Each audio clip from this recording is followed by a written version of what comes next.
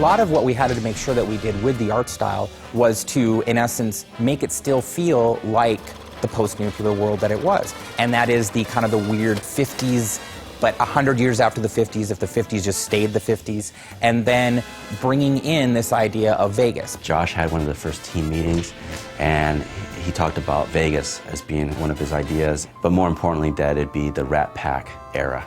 And when he said that, then I was just joyous, because it's just great aesthetics at that time. When we started the game, there were a few things aesthetically that we knew we wanted to do. We wanted to make sure that the architectural style of homes, and as well as the casinos, either reflected 50s style from the Vegas era, or it reflected an even earlier time, more like the settlers of the West.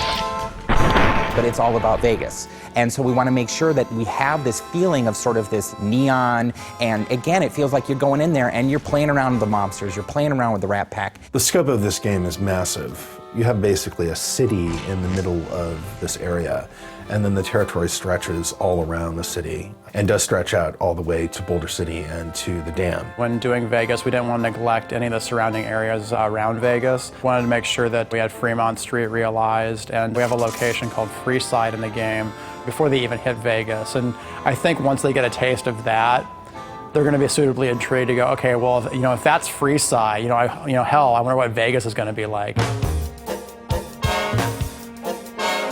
The Vegas that we were representing was really classic Vegas. This is something that dovetails nicely with the general aesthetic of the Fallout series as a whole. Everything to do with the Strip is a big artistic playground. One of the strengths we saw about being able to use Vegas as a location is because all those casinos have their own individual themes. It's like a big amusement park the size of a city.